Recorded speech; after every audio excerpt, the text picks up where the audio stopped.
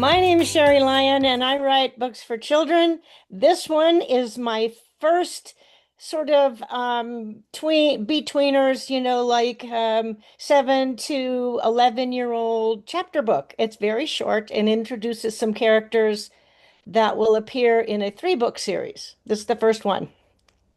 Can you believe that a pirate and a griffin can be best friends?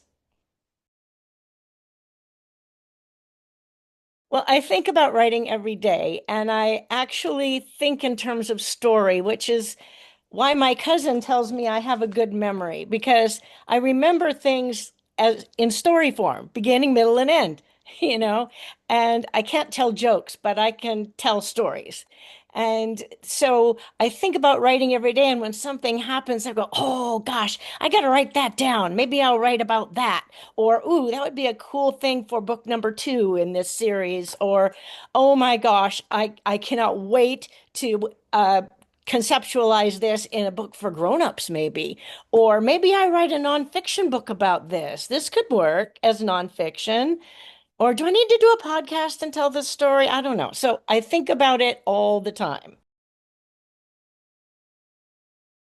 The story of this book and how it began at Once Upon a Book Fair last year. And the theme was pirates. I didn't have any book about pirates, but I direct decorated my little corner of the world in pirate la la because I go to Ren fairs as a pirate, so I did that. And then this woman came by dressed like a pirate, and she looked at my book. She says, "Oh, I love your books. Would you like to join us at the Ren Fair at Felicita Park in November?" And I go, "Oh, yeah." They were so generous and wonderful to me that I thought, my gosh, I need a book about pirates. Now, ever since I first started going to these Ren fairs, which is decades ago, I brought with me a griffin puppet named Atticus. And he's fuzzy and fun, and he's also scary in some ways. And so he got the attention of the queen, and the queen asked to meet him and all this other stuff. I said, it has to be about Atticus. So I jotted down a few ideas. My illustrator came and to the fair that one day, and I said, "We got to think of a book about a griffin." And none of the ideas, I didn't like any of the ideas. And then I went to visit my brother and sister-in-law, and they had just come back from Ireland, and they had this book about a pirate queen called Grace O'Malley, true person. And I thought, ooh, I got to write about her. And then I thought, no, I can't just start writing about her. I want to capture the imagination of people. And I need a pirate to introduce, to travel with this griffin. And that is how this book started. Had a wonderful time writing it. The most surprising thing I learned was about Grace O'Malley, who lived contemporary with Shakespeare. And she owned the Irish coast. She was a landowner.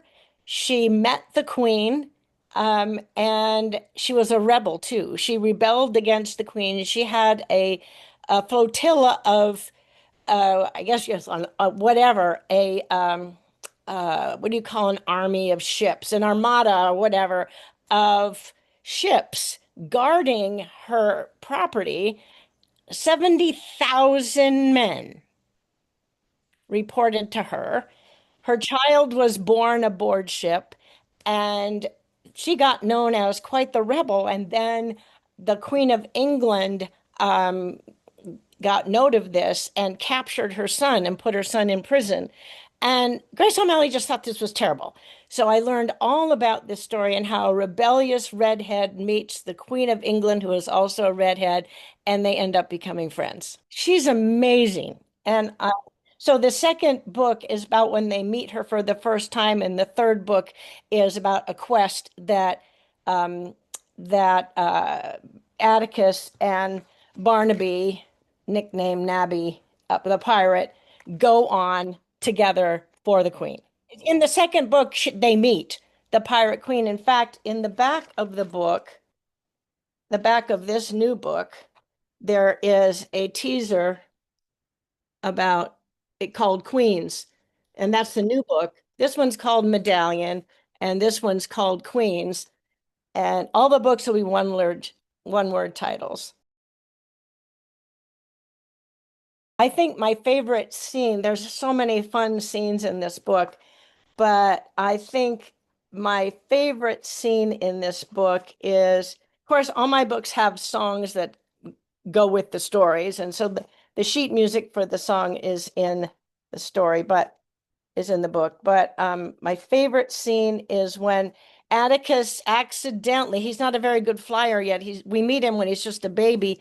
He knocks Barnaby out of the crow's nest and feels terrible and barely catches him before he hits the deck or the ocean and dies. So I loved writing this segment of the book. It's my favorite part. I developed my voice in three ways. First of all, I became a storyteller. I studied storytelling and I watched how the I'm also an actor. And so I found what appealed to the audiences as I was telling the story. And I found the kinds of things that resonated with my heart and connected me with the people listening, whether they were kids or adults or a mixed audience, didn't matter. The second way is I joined writers groups and I joined one and grew out of that one. I joined another and grew out of that one. And I joined another one and grew into the Santa Barbara Writers Conference, where I got a chance to have professionals look at my stories and help me know which of them, which, what was my most resonant quality as a writer. You really do need to have people listening to your voice to help you know what is truest, most authentic, and connects your story best to your readers or listeners. So that was one way. Those were three ways that I found my own voice. And I think that an aspiring writer should work hard in all those ways. Just be out there with other writers, write everywhere. Everywhere you go, just write everywhere. And then, write every day and don't give up. What I realized, and when the work got hard, tried to get somebody to buy my book, and when the work got really hard, I said, "Look, if I give up, I've already failed. But if I keep going, I have a chance to succeed at some part of this on some level." And so a good writer has to persevere. Even if somebody tells you your writing stinks, just keep on going, remembering that that one person only represents about 50,000 readers. And if you have three people that tell you your writing is good, that's 100,000 readers more who love your book. So, you know, one bad review or comment means something. Consider the source, consider that you should do it or not do it, and then move on. An example is my first book was called But Not Gino, about a short giraffe and who was ostracized. And one of the comments I had was, "Why did you call him Gino? Why don't you call him like Felipe or a more an more ethnic name or some African name?"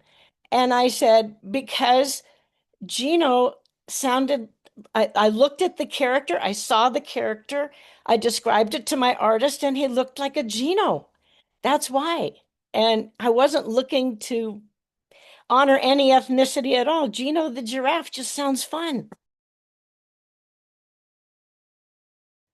And you can't let them rent space in your head for free. You just can't, because otherwise you'll never find your own true voice. And not everything you do is right. At some point, I remember I had a teacher.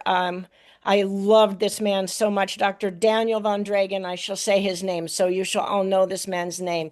He was my teacher for oral interpretation of poetry, but at UCLA, but he also was a dialogue director for the studios. And I did not know this about him, but point being, he said that it takes three people to create a work of art: someone to inspire it, someone to actually create the work of art, and someone to shoot him when he's finished.